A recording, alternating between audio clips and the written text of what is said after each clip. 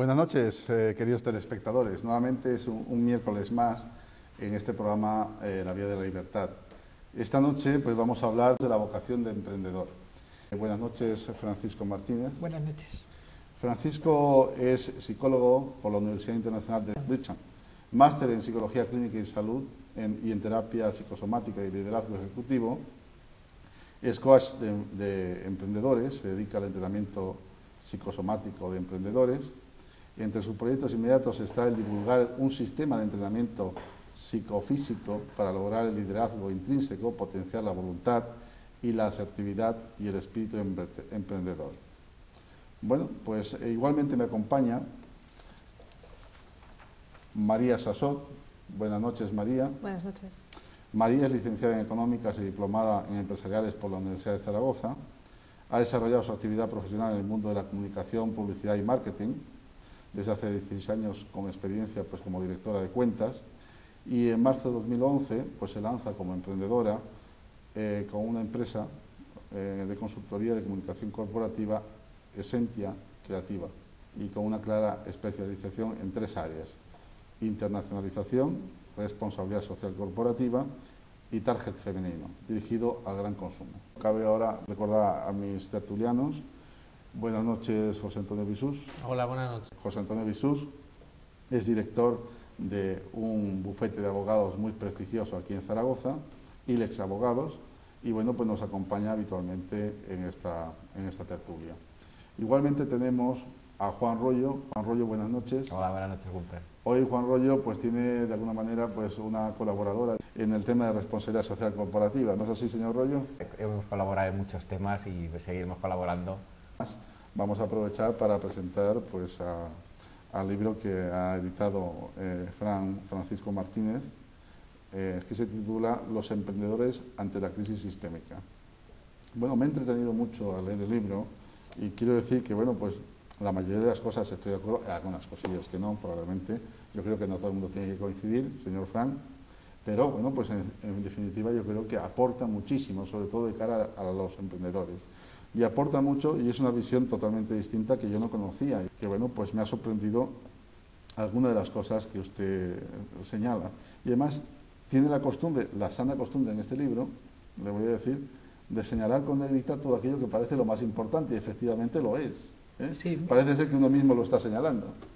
Como autor y también editor de la obra, me he preocupado de facilitar el trabajo de la lectura. Ponerse en el lugar del lector, un lector que en este caso va a ser un emprendedor, un profesional, alguien que tiene prisa, que tiene poco tiempo y que en 4 vistazos tiene que captar la esencia del mensaje que se le está dando. El libro está compuesto de 31 capítulos, pensando en que cada noche de lectura de unos 20 minutos puede permitir que una persona en un mes se lea el libro, lo cual estaría muy bien como ritmo de lectura.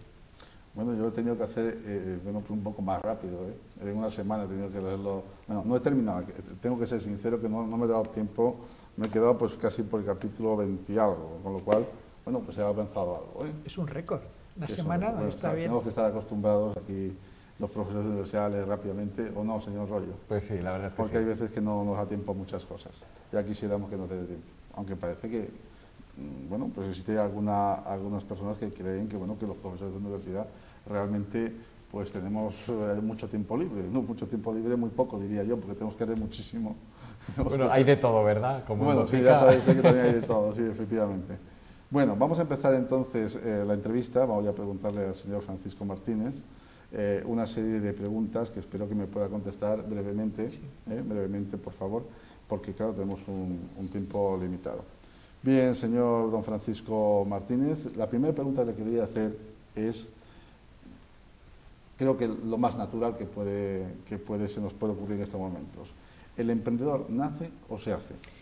Y antes que me conteste, quiero decir, ¿es posible que una persona desarrolle sus verdaderas capacidades, es decir, el talento?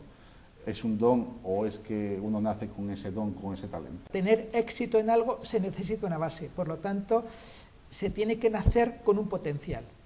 Y dentro de ese potencial, ya cara al emprendizaje, hay que tener un tipo psicológico determinado, que es el tipo A, que se define en psicología. El tipo A es el activo, el extrovertido, el conquistador, la persona autoafirmada, que cree en sí misma, que tiene dentro de sí una gran energía y la necesidad de plasmar sus ideas en una acción de logro, de lucro o de beneficio. Y eso es un temperamento, forma parte de la caracterología psicológica. Pero hay otros que son más introvertidos, otros que son más reflexivos, es decir, hay como 4 temperamentos básicos y el emprendedor es uno de ellos. Aparte de esta idea, el emprendizaje puede estar en los 4 tipos psicológicos. Personas que tienen un ego fuerte y necesitan, como he comentado, autorrealizarse en la acción, otros que son más técnicos, reflexivos, pensadores, estudiosos, otros que destacan más en las relaciones públicas, en la comunicación, en la interrelación personal, pues más la vía terapéutica, la vía comercial, y luego hay otros que están más en la acción física, en el hacer.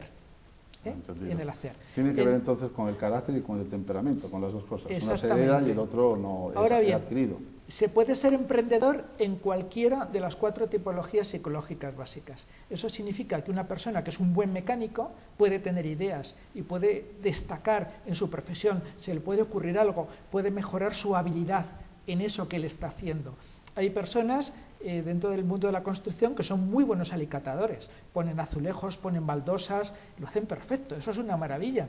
¿Pero por qué? Porque se empeñan en hacerlo cada día mejor, se empeñan en mejorar el tipo de cemento que hay que poner, se preocupan de ver en cuánto tiempo seca ese cemento, buscan la calidad de la cerámica, es decir, están ahí, piensan, razonan, experimentan, se arriesgan y consiguen una buena ejecución en su trabajo. Y esto es extensible al comercio, a la comunicación, a los investigadores, porque un investigador cuando está detrás de una nueva vacuna, pues para la polio, para la malaria, ¿qué hace? Pues tiene que trabajar, tiene que innovar, tiene que arriesgar, tiene un presupuesto y tiene que usar ese presupuesto para su investigación. Pero esa línea de investigación ¿va a ser la buena? No se sabe, hay que probar varios caminos. Entonces hay que apostar, hay que arriesgarse. ¿Arriesgarse a qué? A que no salga nada, a que esa investigación sea un fracaso. ¿Pero es fracaso? No, ya sabemos que por ahí no es, ahora hay que buscar otro camino. Entonces, el emprendizaje está en todos los aspectos de la vida. Bien, dígame, la verdadera vocación se desarrolla en la infancia y ¿cómo sabe uno cuál es su verdadera vocación? Bueno, aquí hay, dentro de la psicología transpersonal y dentro de una psicología más vanguardista, ya hay descubrimientos, investigaciones muy interesantes que hacen ver que ya desde el momento, no del nacimiento, sino en la propia gestación, el subconsciente del individuo, del niño que se está formando, ya lleva impreso una tendencia a la acción. ¿Qué acción? Lo que podríamos llamar su vocación natural. Hay niños que nacen orientados a la acción física, al deporte, otros son más abiertos afectivamente, más sociales, otros piensan más. Es decir, cada criatura cuando nace ya en su temperamento lleva una impronta.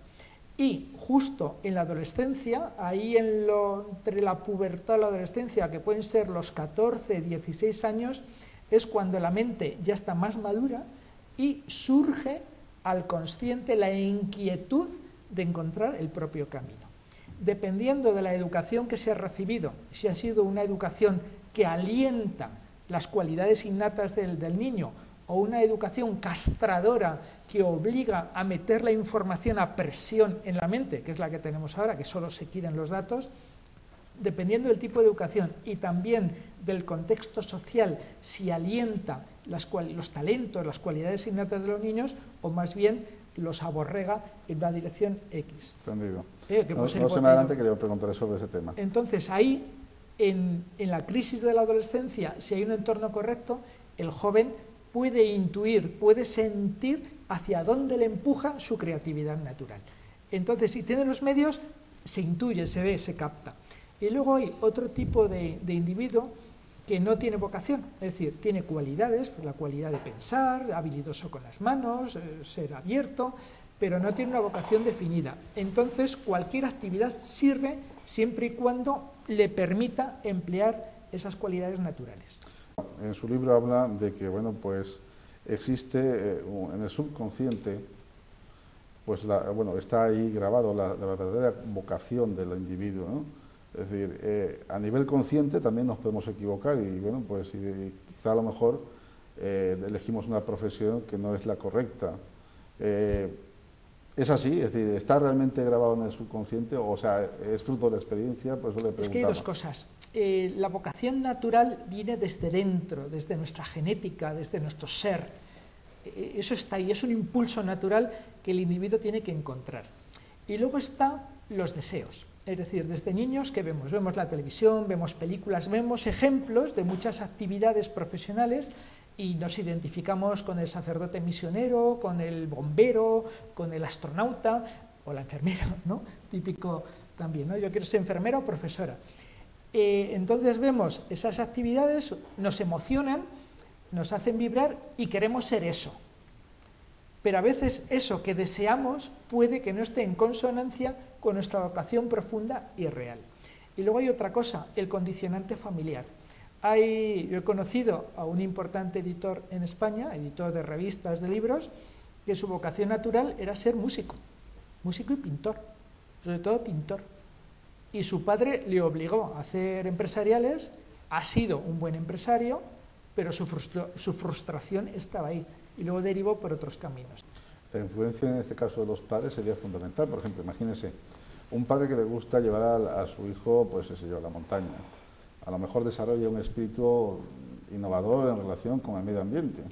Quiere decir que durante pequeño a lo mejor pues, está grabado en su subconsciente que esa cree que puede ser su vocación. Sin embargo, luego termina pues, influenciado por los amigos, por la propia familia, que busca pues, un mejor bienestar para el joven, ¿no? Que, bueno, pues, que se gane la vida correctamente y no necesariamente lo que significa la otra profesión. Imaginaros, guarda forestal, que le gustaría ser guarda forestal, significa que va a seguir o va a tener una vida pues llena de satisfacción o bueno, satisfacer sus necesidades primarias y bueno, ir más allá, ¿no? Mira, y por eso se le imbuye en la idea de que bueno, que debería ser pues qué sé yo, economista o que debería ser ingeniero y al final pues quizá a lo mejor se cae en ese error o no se cae en ese error. ¿Qué es lo que realmente tenemos que hacer los padres? Aquí nos encontramos que el conflicto generacional entre los hijos y los padres respecto al tema de los estudios y la profesión es motivo de muchas consultas, porque provoca mucho sufrimiento. ¿Por qué? Porque la vocación natural, o al menos una actividad en la que nos podemos expresar y ser felices, nos hace vibrar, nos emociona, podría ser este el término, nos emociona, nos gusta. Y cuando es sugerida, medio impuesta por los padres, sí, será una profesión reconocida socialmente, con lucro económico, con reconocimiento, pero no hace sentir esa emoción. Yo te puedo poner el ejemplo de bailarinas. Una joven que disfruta con el ballet, que siente en el ballet una vocación natural, porque se expresa a través de su cuerpo, con una sensibilidad especial, música, movimiento, sentimiento, pensamiento, psicomotricidad fina, eso es maravilloso. Cuando tienen que llegar a las clases de puntas, que es cuando se ponen los pies en punta con unas zapatillas especiales, ese entrenamiento es muy doloroso y generalmente las uñas se rompen y los dedos sangran. Es doloroso físicamente. Entonces la jovencita que está haciendo ballet, porque a su mamá le gusta la idea de que la niña haga ballet, abandona. Abandona porque sufrir, no han ido a sufrir, han ido al espectáculo, a que les saquen fotos, a parecer guapas con los maillots, pero no a sufrir. Pero la que lo tiene vocacional y le encanta eso, hace puntas, sangra y lo que haga falta. ¿Por qué? Pues porque le gusta. Y el deportista de élite que tiene la vocación de luchar en una actividad profesional deportiva, hace lo que sea, suda, se lesiona, se cae, se recupera, come lo que haga falta. ¿Por qué? Porque es suyo, es vocacional, es su vida. Entonces la actividad estudiantil, la actividad formativa, la actividad laboral va consustancial al propio camino evolutivo del individuo, madura a través de su profesión, es un samurái dentro de su profesión, está identificado con su actividad.